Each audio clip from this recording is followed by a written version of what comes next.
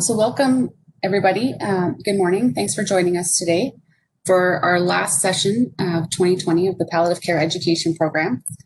Today we're going to be hosting a session which is a literature review led by 3 awesome learners, and I'll let them introduce themselves in a moment.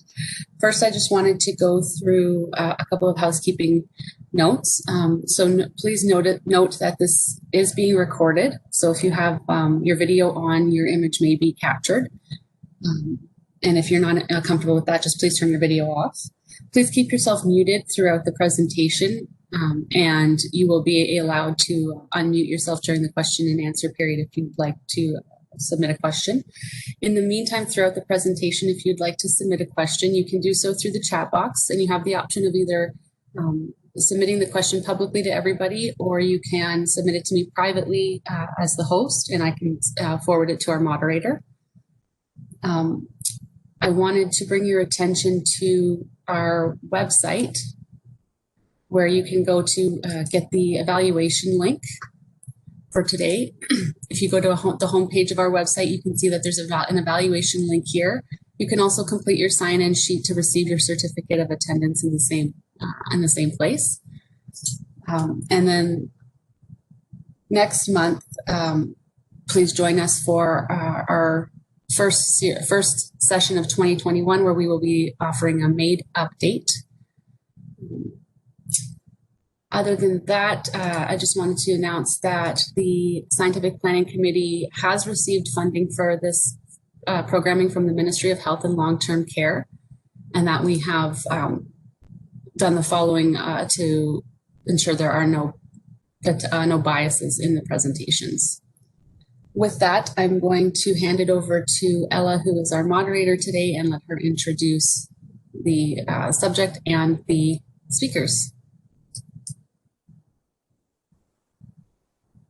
Great. Good morning, everyone. I'll just share my screen here so you can see our presentation. So my name is Ella. I'm a first-year medical student at NOSM. My background's in radiation therapy. So today we're going to be talking about some articles that might influence your practice. So I have 2 other students with me, Dana and Maddie, and I'll let them introduce themselves.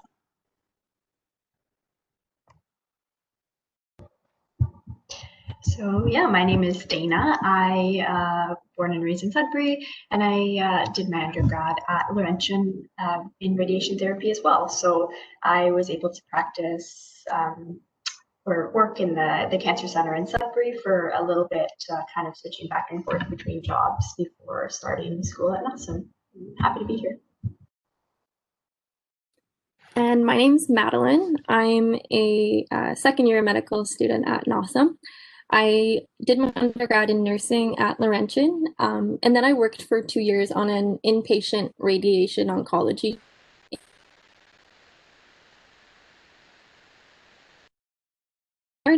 And I'm really excited to be involved with the palliative care interest group. We all are at NOSM, as well as the Palliative Care Program Planning Committee as a student representative.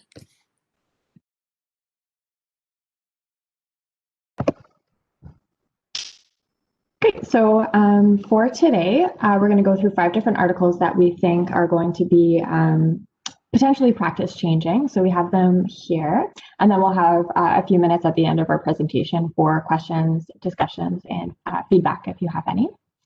Our disclosures are that we have no disclosures, so non-financial and non-financial relationships to discuss.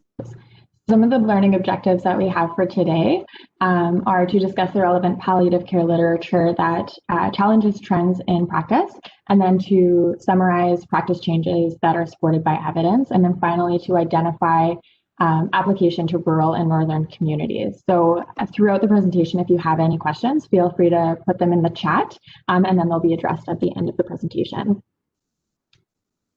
So to start off, we've got Madeline. Thanks, Ella. So my first article is titled, "Is Pain Assessment of Community Dwelling Persons with Advanced Dementia by Family and Paid Care Workers Feasible?" And this was just published recently, this past November, in the Journal of Pain and Symptom Management. You can go to the next slide. Well, as we all know, undetected and untreated pain in older persons with advanced dementia can be highly prevalent due to potentially being unable to articulate pain, and they may express it in atypical ways, like with agitation, repetitive behaviors, or sleep problems. Pain assessment tools are often limited to use in clinical settings, like nursing homes, for example. So family or care providers performing pain assessments in the community, they may face greater challenges in quantifying the pain that they're seeing in their loved one or those that they're caring for. And they may face challenges in reporting the new onset or changes in pain. And this can both delay treatment and make the challenges of caring for an older person with advanced dementia at home even more prominent.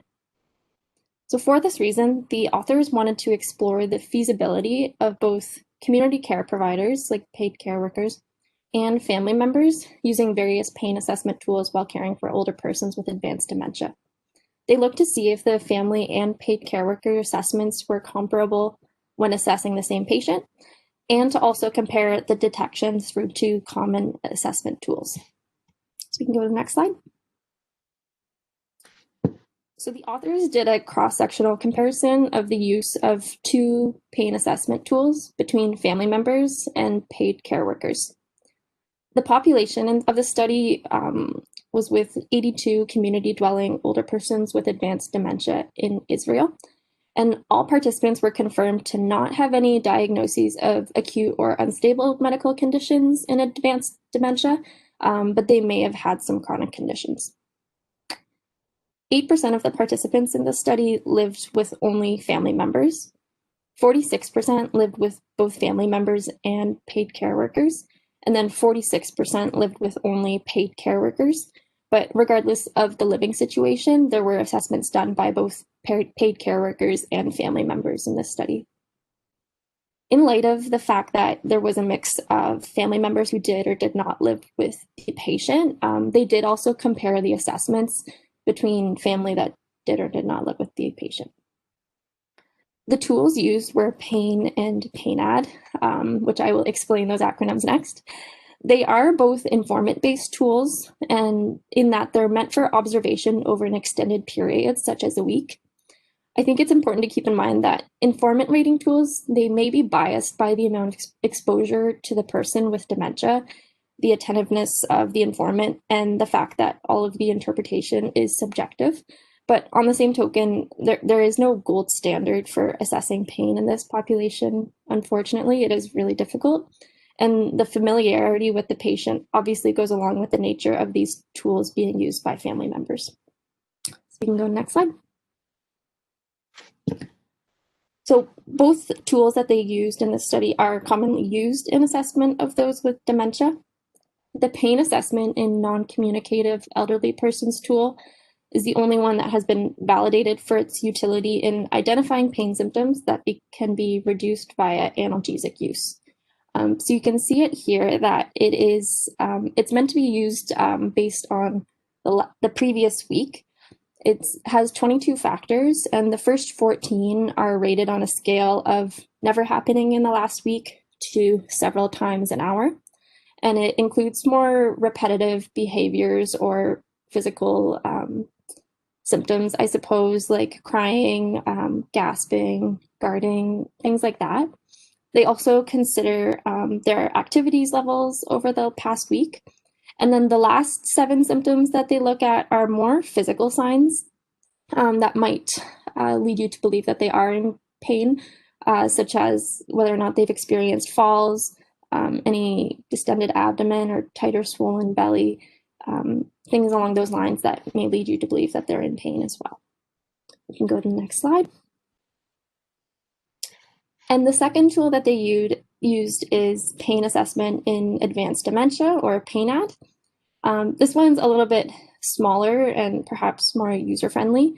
It has a sensitivity of 92%, and it rates 5 factors on a scale of 0 to 2. So those factors are breathing, negative vocalization, facial expression, body language, and consolability. Oh, did we lose the presentation?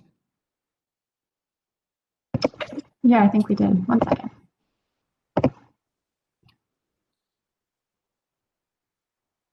There we go. So with this scale, they did actually have a really good description as well. It seemed to be very user-friendly in that they went into further description of each of the factors beyond what's in this chart, like the labored breathing, facial grimacing, and what that might look like. And the authors did acknowledge that the tools themselves do need further validation, but they are best used when knowing the patient well. So that's why they think that it would serve well in using with, medical paid care workers or family members. We can go to the next slide.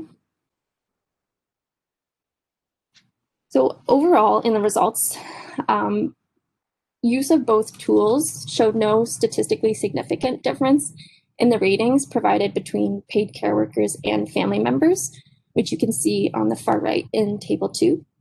And further supporting the possibility of family members using these tools, the majority of the correlations between the informants were strong, especially with the PAINAD tool, which you can see in the second from the right column in Table 2. And I think it's notable that with the pain tool, there was a higher correlation with family who lived with the older person with advanced dementia, which you can see. You can see those results in Table 3 there, whereas with the PAINAD tool, the correlation was almost identical.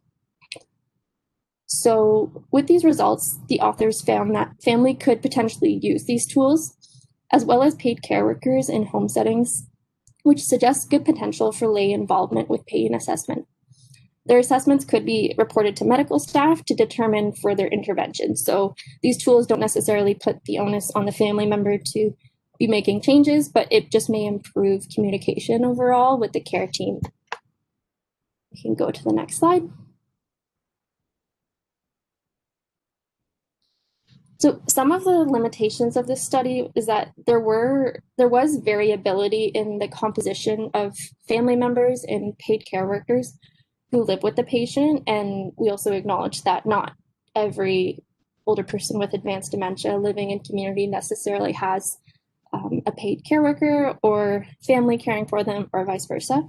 So these results aren't necessarily completely generalizable. And the criteria and assessment for pain may vary between, Israel and US or Canada, despite using the same tools. So that's something to keep in mind. So our take homes for this article was that there does seem to be a lack of systematic assessment by family and community-based care providers currently, and providing tools like PAIN and PAINAD may help them assess and report quantitative and qualitative changes in observed pain that can be further assessed by the care team. Use of these tools may help pain be assessed in a more systematic way at home, so then those changes in pain can be addressed earlier and improve communication overall. And I would just like to add that in the context of northern and rural Ontario, while we're aware that there are communities and areas with very young populations, there's also still an aging population, as with the rest of Canada. And the additional issues faced in this context, like lack of care facilities in some areas, that can pose an issue. There are potentially more tight-knit but still smaller social circles for support in this population, which can play into this as well. So we do feel that in general, lay use of pain assessment tools may assist those who are choosing to or must care for their loved ones at home in addressing behavioral changes related to pain. And that would hopefully lead to a snowball effect of reporting pain changes, better communication with the care team, and then reaching our ultimate goal of better outcomes for the patient overall. And I will hand it off to Ella next. Thanks, Madeline. My article was titled Physician Snapshot, the Forming Landscape of MAID in Northwestern Ontario. This was written by Carrie Lynn Durant and Catherine Cortez Miller, and it was found in the Journal of Palliative Care and Social Practice. So the purpose of this article was to evaluate the experience that physicians have with MAID in northwestern Ontario. The study looked at, spoke with different physicians across northwestern Ontario. So it was an exploratory qualitative research approach. So the way they structured it was with one semi-structured focus group and then 18 semi-structured interviews with 9 questions each. There were 23 physicians who participated in this study that ranged in age from 26 to 63, with around the mean age being 43. There was 11 female participants and 12 male participants. 14 were self-identified as working in urban settings, and then 9 of them worked in rural settings. And then they also assessed how many of the physicians provided MAID, assessed for MAID, and then provided referral. And then there were 7 without experience. So I was surprised to see kind of how many of each there were across Northern Ontario. So the results of the study were that there were 4 main themes that were extracted from the interviews and then from the focus group. So the first one was the physician perception of patient awareness. So in this, they discovered that the MAID legislation has been really well received by patients across northwestern Ontario, but there is mixed opinions and experience on what the general public knows and understands about MAID. So a lot of the patients that physicians have seen don't really understand the time of MAID and the waiting period. So a lot of the patients think that they can request MAID and then receive it the next day. But then, of course, with the legislation, you have to have that waiting period. So that's a miscommunication and a misunderstanding with a lot of patients. There's also some confusion about the need for capacity at the time of administration. So a lot of patients will opt out of having certain palliative care treatments and medications because they fear that this will result in the loss of their eligibility for MAID because they won't be able to consent.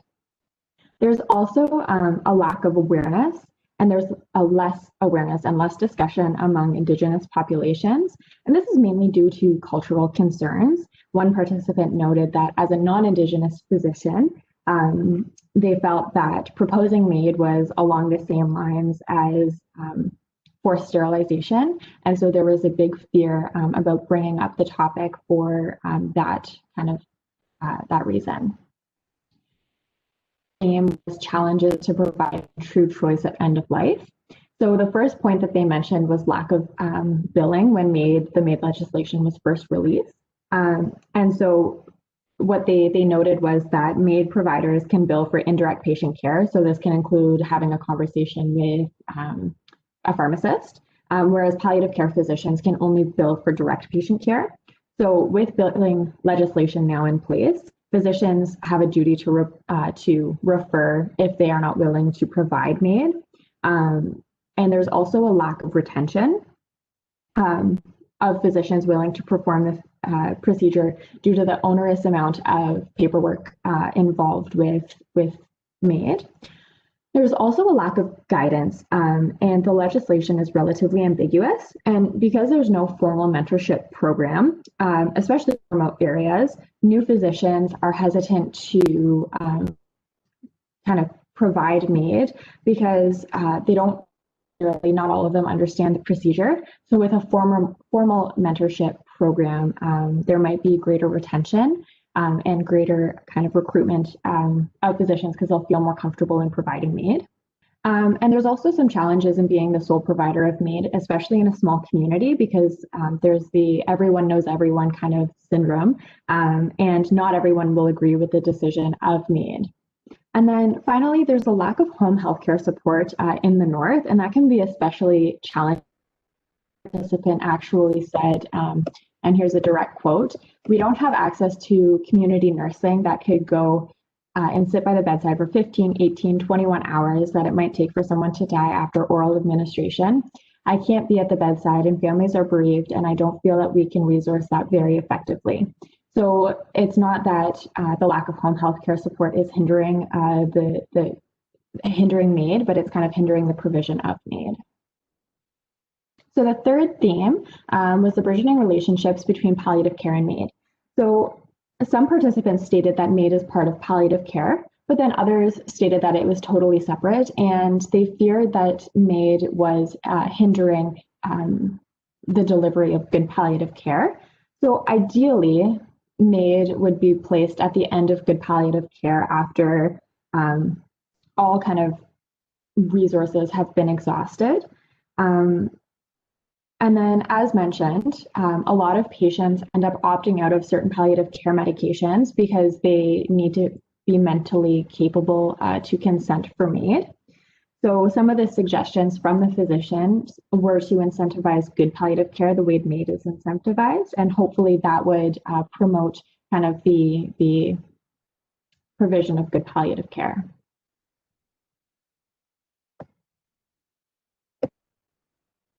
So finally, the third theme was physician recommendations, and a lot of the participants felt that the legislation should include advance directives, and some of the more kind of pertinent quotes was that they were trying to find a good time for MAID before the patient was mentally kind of incapable for consenting for MAID, and then they've missed that I'll air quote deadline by a day, and then they are no longer capable for consenting for MAID, and then the families are quite distraught by this because this is exactly what they were trying to avoid.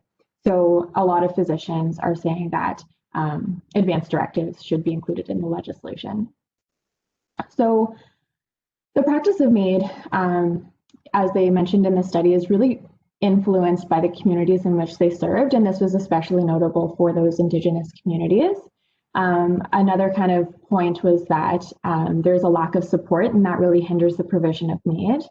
The communication and the interprofessional teams are really necessary for the implementation of appropriate palliative care and MAID. And then finally, the legislation is far from ideal in order to capture those who would be interested in MAID. So some of the limitations to this article was that none of the participants identified as conscientious objectors. So this would have provided a really good alternative perspective to MAID. And there was not representation from all of the communities across Northwestern Ontario. It is quite a vast area, and so it would have been interesting to see kind of a little piece from all of the different areas. The interviews as well were not consistent among the participants, and they varied in length depending on the physician's availability. And then because the results, or because the population was not a random sample, these results aren't generalizable. And so now I'll pass it on to Dana.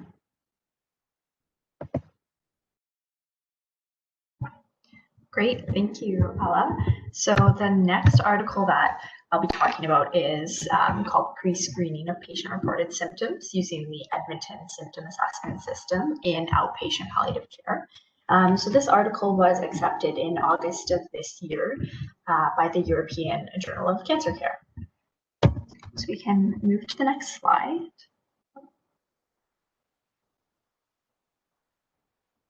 Sorry, great. So just so that we're all on the same page, we're just going to talk really quickly about the Edmonton Symptom Assessment System, I think also known as ESAS. So ESAS is it's a pretty well-established symptom reporting scale in which patients evaluate 10 physical and emotional symptoms. It's a 10-point scale in which 0 would indicate no symptom at all, and 10 would indicate the worst possible symptom. And I can show you a quick example of what this looks like in a moment. But the rationale for this study essentially revolves around the fact that optimal timing and criteria of when to refer to outpatient palliative care seems to be relatively elusive. So the study's main kind of goal was to identify an optimal ESAS score in which outpatient palliative care referral would be indicated. So, in short, this study essentially looked at ESAS in advanced cancer patients at 3 points in time. So at the baseline, first and second follow-up visits at 4-week intervals. And it's important to note that these are patients who were already referred to outpatient palliative care. So they're looking at these ESAS scores retrospectively. can advance to the next slide and take a look at just an example of an ESAS document. So you can see here that, it's assessing symptoms like pain, fatigue, level of appetite, shortness of breath, things like that. And again, grading them on a scale from 0 to 10. So 0 being no symptoms. So as you could imagine, the lower the ESAS score, the lesser the symptom burden the patient might be experiencing. So on the next slide here, we're just to talk a little bit about their methods. So again, this study is a retrospective analysis of ESAS scores for advanced cancer patients who were already referred to palliative care. So the patient selection criteria is as follows. So to be eligible, patients needed to be at least 18 years old, diagnosed with advanced cancer, and completed ESAS at both initial visit and follow-up within 1 month.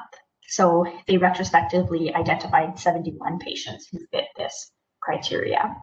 And so this study was done on Korean cancer patients, meaning the version of ESAS that was used was translated to Korean, and statistically significant p-value in this study was less than 0.05.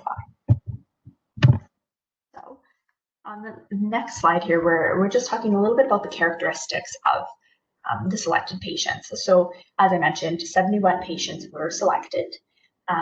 They had a mean age of 65, 62% of them were male, and they had an ECOG distribution between 1 and 3. And their median overall survival was just over 4 months. And the most prominent primary diagnoses amongst the selected patients were lung and pancreaticobiliary and colorectal. Of the 71 patients, 20 of them were characterized to have a moderate to severe symptom burden, and this would mean ESAS equal to or greater than 5 on their baseline score, while 51 patients were characterized to have a more mild symptom burden, and this is indicated by a baseline ESAS of less than 5. So here is just it's table 1 taken from the article that lays out just the specific details about patient characteristics. And I won't take too much time to go through each individual characteristic, but if anyone is very interested in this, we can come back and take a look afterwards. So next, let's take a look at the results. So each patient's first and second follow-up scores were compared to their baseline scores, and symptoms were examined to determine whether symptom burden had improved or deteriorated. And interestingly, the mean total ESAS was actually maintained in patients who entered with an ESAS that was less than 5, so that more mild patient group. But on the other hand, there was statistically significant symptom improvement in patients who entered with a baseline ESAS of 5 or greater. So on the next slide here, I've illustrated just one of their results tables. So it essentially separates the sample of patients who entered with a mild symptom burden and the sample of patients who entered with a more moderate to severe symptom burden. So on the set of blue graphs here to the left, we can see that most of the ESAS scores remain kind of relatively plateaued, and there was actually some mild increases in a few of the scores at first follow-up. The authors didn't actually provide further detail regarding this, as they weren't statistically significant increases in scores. I would suspect perhaps disease progression could have something to do with this, given that most of these patients had an overall survival of around 4 months. So if we take a look on the right here in the red set of graphs, you can see that all of the ESAS scores were decreased at first and second follow-up, and these were identified to be statistically significant scores or changes. So this would indicate that ESAS of 5 or greater could be a good point in which outpatient palliative services could be considered. So on the next slide, I'll just reiterate a few points. So the finding in this paper suggests that pre-screening with ESAS can help identify patients who benefit who would benefit from outpatient palliative care referral. So in particular, it does seem like those patients with a baseline ESAS greater than or equal to 5 could benefit from outpatient palliative care, and this could help with enhancing, the integration of palliative care into standard oncology. It is important to talk about the limitations of this study. So the first thing is it was a retrospective review of these ESAS scores. So these patients were already referred to palliative care, and they were just looking at these ESAS scores after the fact. And it was a small sample size of only 71, and this could be good for hypothesis generation, but not necessarily enough to draw some concrete conclusions. So prospective sample collection with a larger sample size would be useful for this study. And third, long-term follow-up information was not available. So I guess the take-home question with this article would be to think about how we can think about all of this in Northern Ontario. So in Sudbury, where I am, the palliative care program is part of the Cancer Centre, and ESAS is used fairly regularly. In areas in the north that, say, don't have access to outpatient palliative care, it's obviously hard to say that there's a need to establish specific ESAS scores in which patients would benefit from pre-screening, because at that point you would essentially be, referring to the family physician, which might even be yourself, depending on who's in our audience. So I think, though, this article still kind of perhaps drives home the benefit of a more of a systematic kind of approach to screening our symptoms in our palliative care patients, especially to catch those patients that who might be less keen on expressing their symptoms, or those patients who they just try to endure their suffering, and obviously then leading to a lower quality of life. And the article did cite that as a possible kind of benefit of using ESAS as a screening mechanism in these patients. So, considering the fact that ESAS is well established, it's easy for patients to understand and to fill out, and it's easy to interpret itself. I think there are a couple of advantages in this study here as well. And thank you, and I will pass it back on to Madeline to discuss another article. Perfect. Thank you, Dana. So my second article is titled Maximizing Safety and Efficacy of Methadone Dosing in Cancer Patients. This article was published a little over a year ago. It was from March 2019, but we found that it had a lot of really great information, so we wanted to share it just in case. We can go to the next slide. So I realize that many of you in the audience are likely familiar with methadone, but I wanted to go over some of the basic details just in case. And there were a lot of great details throughout this article that I couldn't really include for time's sake, but I do recommend looking at it if this area interests you, because there was a lot of good and very easily interpretable information in there. So methadone is a opioid agonist that's used to treat pain and substance use disorders. It has a long half-life that reaches a steady state level within a week, generally 5 to 7 days. This is done through daily doses that create a reservoir in the tissues that keep the plasma level within a narrow limit, and it creates some type of barrier against withdrawal symptoms and cravings in substance use disorder, as long as the steady daily dosing is continued. Methadone does require specific training to prescribe, and the safety of methadone has been called into question in recent years due to an increase in opioid-related deaths. The American Pain Society has issued best practice guidelines on methadone prescribing, but the level of monitoring that was suggested by these guidelines may not be in line with the risk and benefit considerations that are made in end-of-life situations or when receiving palliative care if goals of care are different.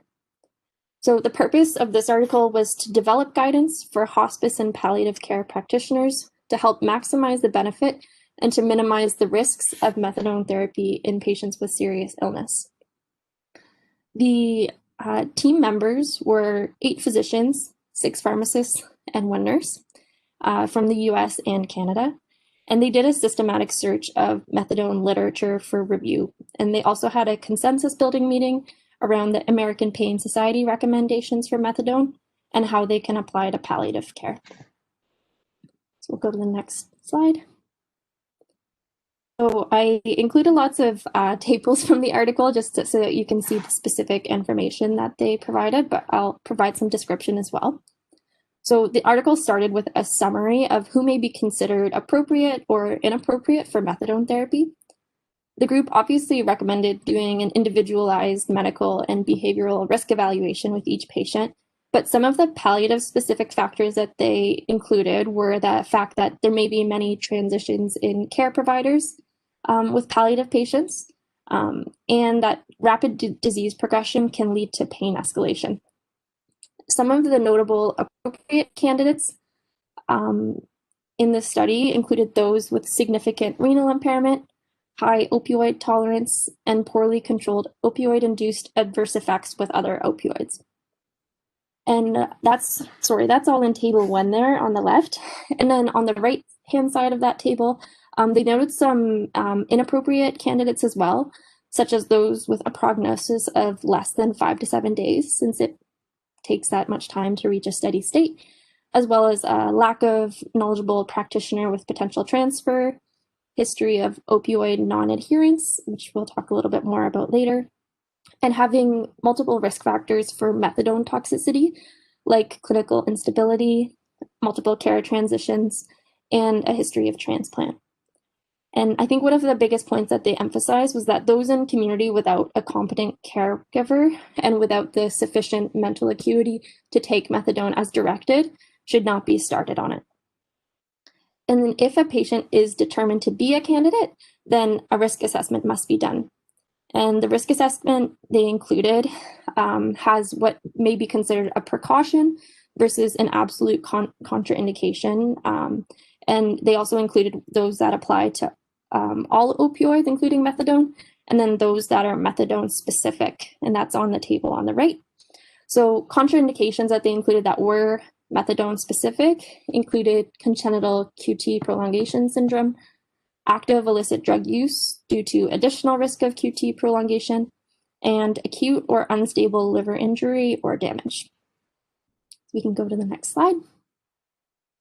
Thank you. So next, in the next section, they looked at considerations to make in a few different scenarios that you might encounter. And a lot of these could be quite prevalent in our populations.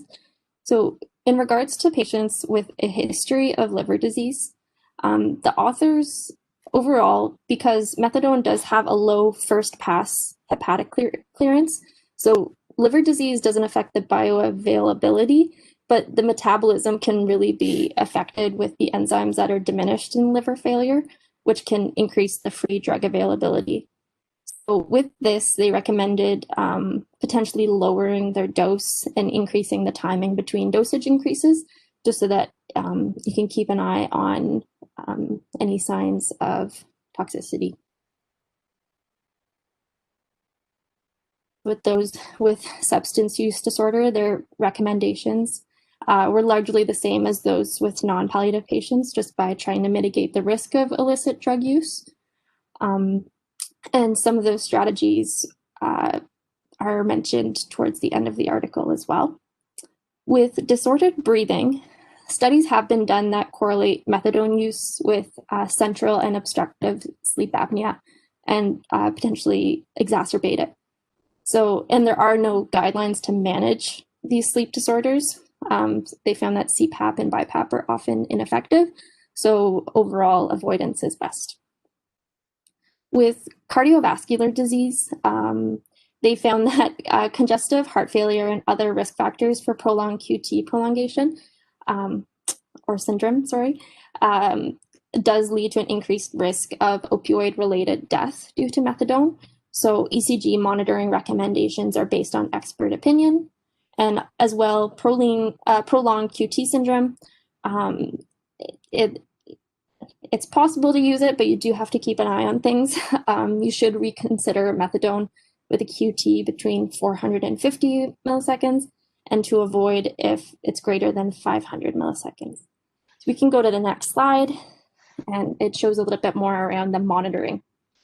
So the authors decided to basically expand on the American Pain Society recommendations by creating this table that includes ECG monitoring recommendations based on the goals of care, which you can see on the left, as well as measures to take if maybe they're in more of a gray zone, like discussing goals of care and what to do whenever you're doing a follow-up ECG. So I think that that's a good table to refer to if you're having trouble deciding how much monitoring to be doing. So we can go to the next slide. So next, the authors went through a little bit around medication interactions, and I just included these tables to illustrate that they did actually do a very comprehensive look at different medications that could increase or decrease methadone levels due to interactions with cytochrome enzymes, as well as drugs that could potentiate QT prolongation. So this table does summarize that, and it looks at the drugs that may induce or decrease the metabolism of methadone and how to approach prescribing those drugs in the context of taking methadone. So there were a few more pages of medications included in the study that are summarized in the same way. And we can go to the next slide. So, for example, when initiating a drug like carbamazepine that induces metabolism and decreases availability of methadone, you'd need to monitor for withdrawal symptoms. And then, so you can see that in the top row there. And then if discontinuing carbamazepine, you would need to reduce the methadone dose to ensure that their levels don't spike. And then additionally, inhibitors can delay the metabolism with onset of drug administration. So it increases opioid exposure, can occur very soon after initiating these medications as well. So that's just something to keep in mind as a resource. We can go to the next slide. Perfect. So they made some dosing recommendations. First, in opioid naive patients, they recommended that it may be starting methadone may be considered if they have moderately severe pain, but again, this does come down to your comfort with methadone. And the initial dose should be within the range of 2 to 7.5 milligrams by mouth daily, starting at 1 milligram by mouth twice a day. And the increase should not be done by any more than 5 milligrams per day. And as I mentioned earlier, you must wait at least 5 to 7 days and do that initial monitoring period while waiting for the levels to reach a steady state. And then with patients who are opioid tolerant, they made recommendations based on oral morphine equivalents. So if it's less than 60 milligrams per day, then you would just start as with opioid naive patients. If it's 60 to 199 morphine equivalents and the patient is less than 65 years of age, then it's a 10-to-1 conversion. And if it's greater than 200 milligrams oral morphine equivalents or the patient's greater than 65, then it can be a 20-to-1 conversion.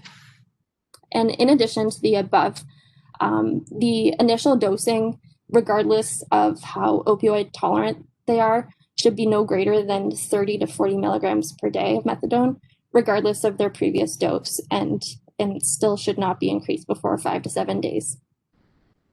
We can go to the next slide. Perfect, thank you. So there were a few more dosing considerations that they made. The difference in dosing for switching from maintenance therapy, like for substance use disorder, to analgesia lies in the frequency. So for those with opioid addiction, it's dosed once daily because it minimizes craving for that duration. But for analgesia, the effects range from 6 to 12 hours. So those who are on a methadone maintenance and are admitted to hospice, the authors recommend dividing their current total daily dose into 3 divided doses. And they also mentioned, just to make sure that they're advising any clinics that they're using that they won't be returning for their methadone, and just to clearly document that the methadone is being used for pain management and to maintain abstinence. And they also touched on considerations for route of administration, saying that the Oral concentrated solutions administered sublingually can be given at 10 milligrams per ml, and that's a good alternative to the oral drink if they're not able to take that. Dosing can also be modified to limit the amount of liquid administered, so you can alter those numbers a little bit. But it's good to keep in mind that the sublingual route has an absorption of 35 to 75%, so you may need to further modify the doses. With going from oral to IV dosing, the dose should be reduced by 50%. So the oral to IV ratio is 2 to 1. And from converting IV doses to oral, it should be 1 to 1.3. And if you are moving to IV dosing, then you may need to increase your ECG monitoring. They did mention that sub-Q administration has been seen in some small studies, but it does have risks of local toxicity, so it's not widely used. And I forgot to mention, they did also talk a little bit about adjuvant therapy, but they basically said that they don't have any palliative care specific recommendations in this area, and that there may be no more research needing to be done. So we can go to the next slide. So this is my last slide, and it's just around patient monitoring. So I mentioned the ECG monitoring as well, but they really emphasized the section on that period of the first day of taking it to roughly day 5 to 7. And they recommended looking at several indicators and keeping an eye on those things throughout that period, just because it does take time to reach a steady state and they could have adverse effects. So they recommend looking at pain, so both their best, worst, and average scores, any opioid breakthroughs used for pain, how their activities of daily living have been affected, their respiration quality, mental status, palpitations in pupils, sedation scale ratings, adverse effects and or changes in medications, swallowing, how their caregiver or living situation is, and substance misuse risk. They also said that with symptoms of overdose, it's important that they tell family or the patient to hold methadone until assessed to ensure that the symptoms of overdose aren't interpreted as signs that the patient is actively dying or vice versa. So it's just important to differentiate there. They also mentioned that risk mitigation may be necessary for those with concurrent substance use disorder.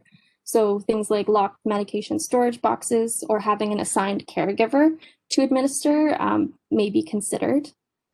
And I think something that they really tried to emphasize as well is either, assessing the patient yourself by a clinician each of those days. If that's not possible, then potentially relaying that to a family member or a dependable caregiver. But if you didn't have that dependable caregiver, then this may not be possible. And they also had a section on patient and family education that reinforced the above as well. And that is it for this article. Okay, so I'll take over, and this is our final article. And just with time in mind, I'll make sure that we have at least a couple of minutes for questions here at the end. So the final article here is methylphenidate as needed for fatigue in patients with advanced cancer. So this article was published in November of this year by the Journal of Pain and Symptom Management. So on the next slide, we'll look at the objective of the study. So it was essentially to evaluate the efficacy of methylphenidate as needed for the management of fatigue in patients with advanced cancer. The article defined cancer-related fatigue as a distressing, persistent, subjective sense of physical, emotional, and or cognitive tiredness that is not proportional to recent activity and interferes with function. So before we get into the article, I'll just talk a little bit about methylphenidate itself. So the mechanism of action is to block the reuptake of norepinephrine and dopamine into presynaptic neurons. And it appears to stimulate the cerebral cortex and subcortical structures similar to amphetamines. So I took a look at Lexicomp to learn about the indications for methylphenidate. And so Lexi listed a couple of labeled and off-labeled indications. So the labeled indications are ADHD and narcolepsy, and the off-label indications listed actually was cancer-related fatigue, and they also listed unipolar major depressive disorder. So on the next slide, we'll take a look at the study itself. So the timeline of the study, patients were actually enrolled from March of '99 to June 2003, and the study period itself was 1 week. So just a note on those timelines. The article cited that the primary author had heavy workload with leadership, patients, and research, and the first author actually didn't finish the article in those following years. And when that first author retired, and with the help from the rest of the author group, she was able to finish the article. And the author still found this information relevant and important enough to publish almost 20 years later. So the study population itself, so it was looking at palliative inpatients with high symptom burden. And the design of the study was prospective, controlled, and double-blinded. So each patient, they were actually their own control. So each patient was given 10 placebo tablets and 10 methylphenidate tablets of 10 milligrams. And these were individually wrapped and packaged by a third-party pharmacist. And they were packaged in groups of 4. So within each group of 4 was 2 methylphenidate tablets and 2 placebo tablets per package that were randomly arranged. And patients were permitted to take up to 3 tablets per day, with 3 hours in between each tablet, and the last tablet had to be taken by 5 p.m. to consider the night's sleep. So by patients taking 3 tablets per day ensures that they took at least 1 methylphenidate tablet per day. So to be included in the study, patients had to have histologically verified advanced cancer, they had to have troublesome tiredness, and they had to have a tiredness score of 50 or greater on a visual analog scale. So on the next slide, I'll just touch very briefly on some of the exclusion criteria. So things like administration of psychostimulants during the last 14 days, history of psychosis, and then some other things here in the list were the exclusion criteria of the study. And it should be noted that there were no restrictions placed on the study regarding use of steroids and opioids, just considering our patient population and their high symptom burden in general. So on the next slide, we'll take a look at the assessment tools that were used by the researchers. So the main assessment tool was actually ESAS, with 2 additional scores about tiredness and problems with concentration related to that tiredness. And then the last 2 scores we see on the slide here, those were questionnaires that were used for patient characterization before actually entering the study. So just to kind of get some baseline levels of fatigue in these patients. So the main assessment tool was ESAS plus 2 extra scores about tiredness and problems with concentration. So on the next slide, we'll look at the effect parameters that were used. So the primary effect parameters, they were looking for mean differences between the mean changes after placebo and methylphenidate on the scores for tiredness from baseline to 2 and 5 hours later. The secondary effect parameters, so they're looking at corresponding changes in ESAS regarding activity, drowsiness, and depression, and that other additional score regarding concentration issues. So again, p-value less than 0.05 was significant in this study. And some of the limitations right off the bat was that only 28 patients were included in this analysis, and obviously challenging to get a statistically significant data from such a small sample. So on the next slide here, I've taken out one of the results tables from the article. So this you'll see here was after taking either methylphenidate or placebo 2 hours after. And we'll see I highlighted the statistically significant reductions in yellow and the statistically insignificant reductions in like pinky reddish. So you can see here that activity did improve after 2 hours. Drowsiness and tiredness/fatigue also had statistically significant scores, whereas depression and concentration were not affected. And just if anyone is wondering, we all know that ESAS is usually on a scale of 10. These scores were all transformed into 100-point scales in order to compare the different scales that were being used. And on the next slide, another table that looks very similar, but this is 5 hours after taking either placebo or methylphenidate. And after 5 hours, we'll see that activity no longer was affected. Depression and concentration maintained kind of the same as not affected. However, drowsiness and tiredness/fatigue did still have statistically significant reductions. So one more results table for you here on the next slide. And this is just, again, looking at the decrease in mean scores for tiredness, again, on a 100-point scale for all 28 patients. And this one looks at 2 and 5 hours after, but it's a pretty similar graphic. So I think we can move on to my final slide, which is just a little bit of the discussion. So they did conclude that 10 milligrams of methylphenidate as needed did effectively reduce tiredness and drowsiness, both 2 and 5 hours after, and they reported improved activity 2 hours after. It should be noted that patients who evaluated ESAS and those 2 additional scores, they didn't actually report any significant increases in any of those ESAS symptoms or those 2 additional score symptoms. So this would suggest that there's no serious adverse events that are concerning, the ESAS symptoms.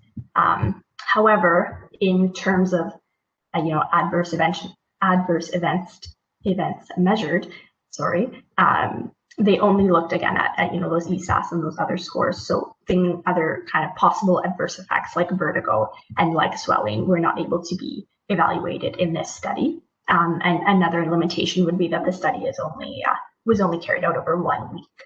So in conclusion, patients with pronounced fatigue might be the optimal candidates for methylphenidate as needed, but studies of longer duration are warranted. So that concludes this article. And I'd love to hear, I know it's coming close to 9, but I think we'd all love to hear some feedback or questions. Yeah, so I'm going to have to go right at 9, but if anyone has any questions, feel free to put them in the chat. And we do really quickly want to give a huge thanks to Dr. Penn and Dr. Kilbertus. They really helped us out with choosing these articles. So I did receive a couple questions, a couple of comments. So one of them was about MAID, and they said, on a monthly basis, the Office of the Chief Coroner / Ontario Pathology Services publishes MAID data. And in Ontario, for the month of November, there were 242 cases, and to date, there's been 2,190. And since it was legal in Ontario, there's been about 6,500 cases. Of this, only 2 have been patient administered. So I think that that's really interesting considering the one comment that one of the participants made in the study that I talked about. Another concept that we use ESAS in home and community care via nursing providers. So it's good to see that it's being used in home. So if there are any other questions, feel free to unmute yourself. I'm just going to stop sharing here. And if we don't have time to go through any of the questions, Madeline did say that she would stay on for a few extra minutes for any questions. But if there aren't, feel free to include them in the feedback form, and then we can answer them as we see fit. And thank you so much for coming and sharing some of your time with us this morning. We do really appreciate having an audience.